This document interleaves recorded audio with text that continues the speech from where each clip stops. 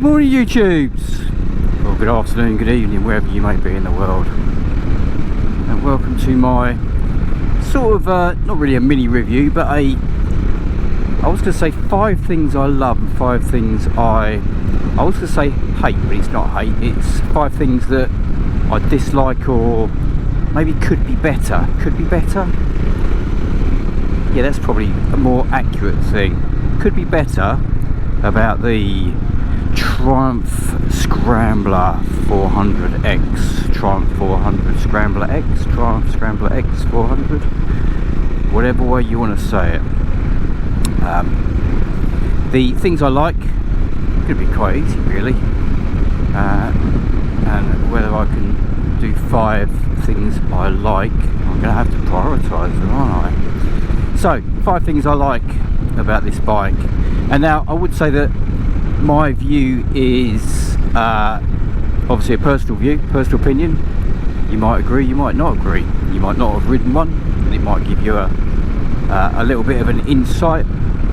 You might have ridden one, and the things that I like or don't like are completely opposite to your views. So, as I say, it is a personal opinion, but it is based on someone who has been riding motorcycles for 40 something, quite a lot of 40 something years, has ridden hundreds of motorcycles. That's not an exaggeration. I worked at a motorcycle dealer when I was young for a few years, and obviously have ridden and tested and what have you an awful lot of motorcycles. Raced at club level, national races, bit of experience off-roading. And then, I say more recently, I used to ride a motorcycle for work, riding a fairly quick, reasonable powered motorcycle every day of the week for a few years, covering 25,000, sometimes plus miles a year in all weathers and all environments. So I'd like to think I've got a rough idea of what makes a motorcycle good or bad, in my opinion. So here we go, let's stop here. Look at that, it's almost as if I scripted this, but I didn't. I was going to look for somewhere to stop. Switch it off and slide off and cover number 1. Look at it. It's a thing of beauty. Now the camera's on my chest, so I can't obviously see what I'm recording. Actually, I could flip the front of the helmet up and give a good idea. So anyway, it looks. Oh look, I've got a sticker on the front. Hey, got some stickers. Happy days. God, I'm sad. Anyway, but look at it. The looks of it. I think it's absolutely stunning for what it is, for the price of it. Beautiful. So, number 1, what I like. Number 2, what I like. This engine. Now, it is quite a short stroke engine, so I wouldn't say it's grunty at the bottom end. It's not gutless, but it's certainly not grunty at the bottom end like you'd have an old Brit single, something, you know, a long sort of slow, slogging, revving long stroke motor. It's definitely got more at the top end. Now I like that. It's got plenty at the bottom end for cruising around lanes like this, but if you want to crack on, once it's run in, you can crack on. Let's do a bit of that now. So engine, look at it, you can rev it on and it is definitely peaky at the top end, but it has got plenty of sort of mid-range. It's definitely not a bottom-ended motor, as I said, but if you do want to pick the revs up a little bit, it will hitch its skirt up and it will go like that. Yeah, it works really, really well as a little single-cylinder engine for this kind of bike. Let's just drop it down a couple. There you go. see, it is plenty quick enough, plenty grunty enough. It will sit with full luggage at 70 miles an hour all day, every day. It will go up hills, it will go down dale and all that sort of stuff. Cracking engine. Right, back to the good bits, as they say. Right, enough of that. Number 2, what I like, ergonomics. This bike suits me perfectly. Once I've got the bars adjusted, levers adjusted, all that sort of stuff, it's really comfy. I will come to that again in a moment, but it is really comfy. The funny rubber pegs that have got a bit of criticism from some people because they flex, you don't even notice them when you're riding, to the point where if they give you a bit of extra comfort, that's great. I think the rubber blocks come out. I'm not going to bend down and have a look, but I think the rubber blocks come out. So you could obviously have a bit more grip or just change it for something else if you can get the adapters to suit. So, comfort, number 2. Number 3, value for money. Now, I mean, I'm lucky, I've got a few bikes. This is my number 5, yeah, 5th bike at the moment. Obviously that can change. We all know that the correct number is N+1, N being the current number you have. So never say never, but 5 at the moment, and this is number 5. Value for money, I think it's hard to beat. I mean, there is, you've got the offerings from Enfield, you've got the GB350 from Honda. The Hondas, I mean, this is obviously the Scrambler. Cancel. My headset's trying to say a command. Shut up. So the GB350 is cheaper, but obviously the Speed 400, which is the more road orientated version, is cheaper than this. So horses for courses. The closest to this is going to be the Himalayan from Royal Enfield with the new engine, which I think has got a little bit more power than this. I've not ridden one. I did look at one, but I just love these, so I bought one of these. But value for money, unbeatable. And I will include in value for money running costs. I had to pay for the first service because although this was brand new, pre-registered if you like, the guy bought it and didn't use it. It had to have its first service because obviously I picked it up with delivery mileage, so I had to pay for that, which was 240 quid. But c'est la vie, you know, stuff's not cheap these days. Running costs again, tyres are going to be cheap. Karoo Streets, not my favourite tyre if I'm honest with you. I haven't got a huge amount of confidence in them, but they're not, you know, cheapy budgets. They're Metzlers, so they're not too bad. Economy wise, let's have a quick look. What am I averaging to the gallon at the moment? 87 miles to the gallon. Now I know that's fairly accurate because when I came back from Yorkshire after picking it up, I was getting something like 90, you know, with a tight motor and running it in down the lanes and what have you. So economy, insurance, tax is cheaper, big sub 400cc, all that sort of stuff, big tick in the box. If economy is your kind of thing, you know, it's important for a lot of people, don't get me wrong. I like a bike that's cheap to run. These are spot on. So, was that number 2 or was that number 3? I think that was number 3, wasn't it? Right, let's have a think for number 4. Number 4. Number 4. Handling. Let's see, shall we? Handling, even with a big front wheel, you can chuck it around. I mean, as you know, I like to do these little lanes, and you can crack it down these little lanes and sling it around the bends.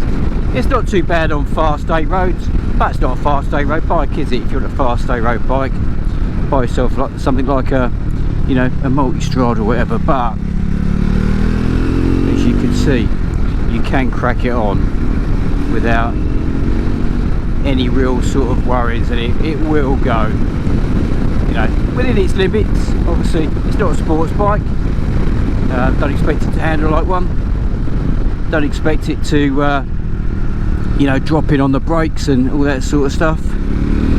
But if you want something to just give a little bit of a, you know, a spank, and every now and then just use the motor just a little bit more, then it will do it. It really will. Yeah. Beautiful. Right. Back to the list. Catch you soon. Number 5. Accessories. Stuff you can buy for this.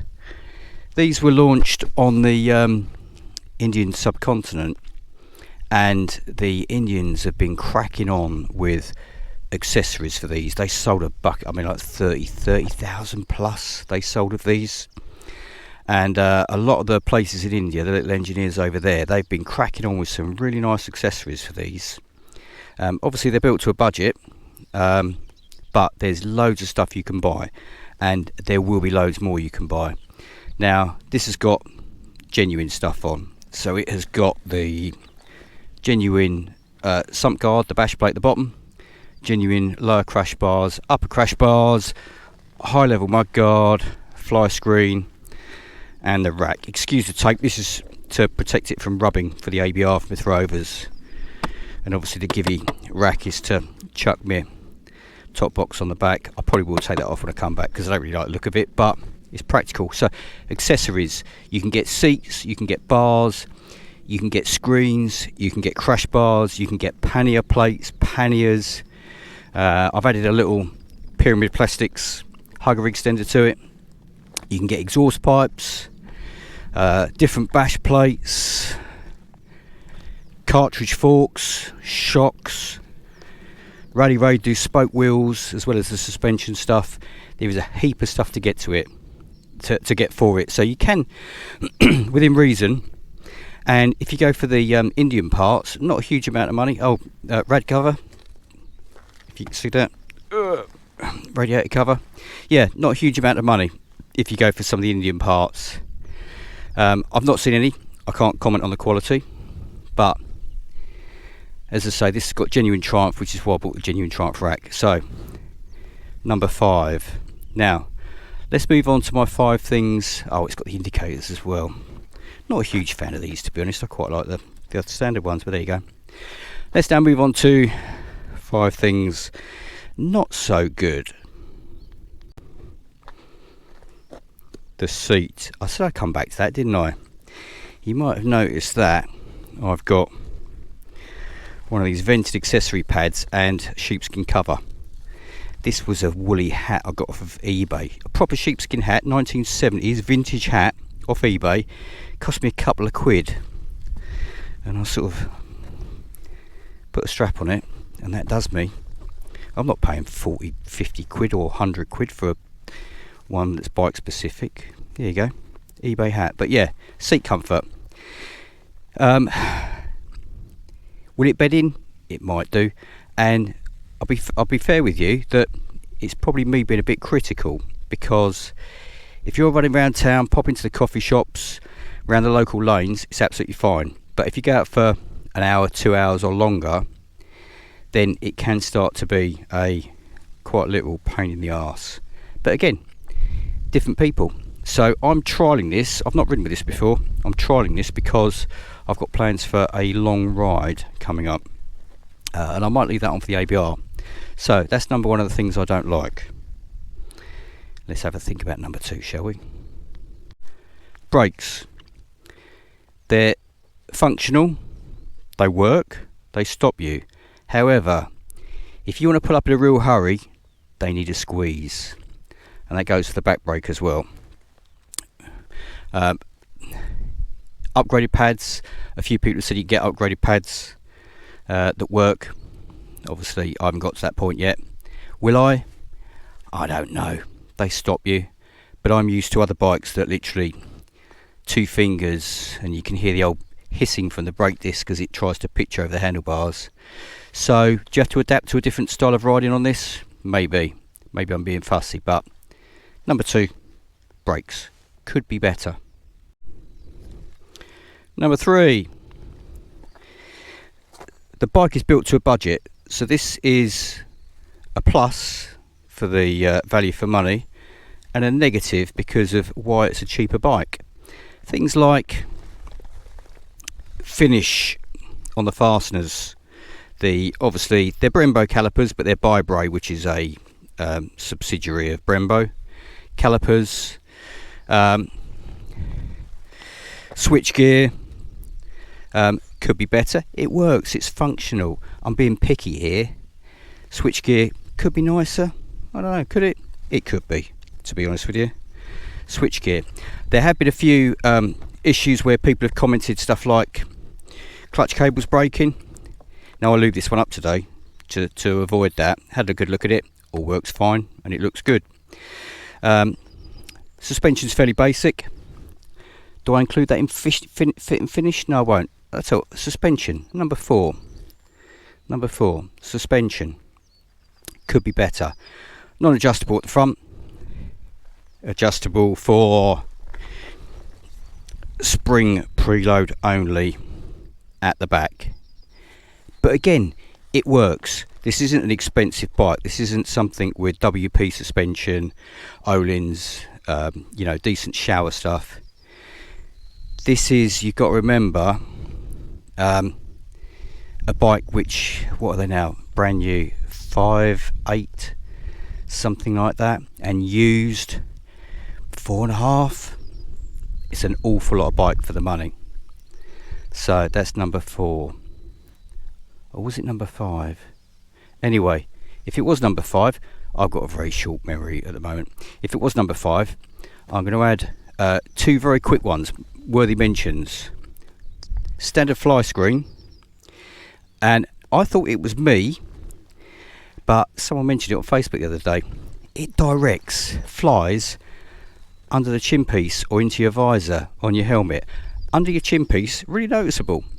When I was coming back from Yorkshire on the long run, every now and then you get a fly up under your chin piece. I was thinking, that's a bit odd. Yeah, I'm not the only one. So yeah, flies directing, screen directing flies. Oh, side stand could be shorter. I've cut the very front of mine off. Can you see that? So it doesn't catch on the floor when I kick it up. That's a bit of a pain. And one other minor mention. See if I can give you a view. The clock. I would have preferred an analog tacho, and instead of a gear indicator, speedo being in there, or just reimagined, if you like, to have it in there. But other than that, I think that's about it. They're all more personal things, aren't they? Or they're because of the bike that's built to a budget. So let's just top off again. All in all, I bloody love it. Highly recommended. It's my favourite motorcycle that I've got. If I'm going to go for a spin on a sunny day, as it is today, look at it. Beautiful. This is what I grabbed the keys for. Because you haven't got to ride like a twat, and if you want to ride like a twat, you're still going at slow speeds. You're still riding sort of within the limits, if you like, having fun. A bit like an old LC. Not massively fast, but what a laugh. And this is the same sort of thing. So there will be loads more on this bike that I'm going to feature, and potentially, if it happens, there will be an adventure coming up on it, but I won't reveal that because it might not happen. And everyone will be going, I thought you said you was going to do. Yeah, I was going to, but you're probably going to see this after the ABR festival, because I'm not sure when I'm going to post this. I've got a few videos lined up, but if you want to see more 400 content, like, subscribe, I'd appreciate it, all that usual sort of stuff. And I'll see you all soon, guys. If you're riding, take care. If you're not riding, watch crap videos or scour eBay, Marketplace, other sales medium are available, and get yourself one. They're bloody great. Catch you soon. Take care.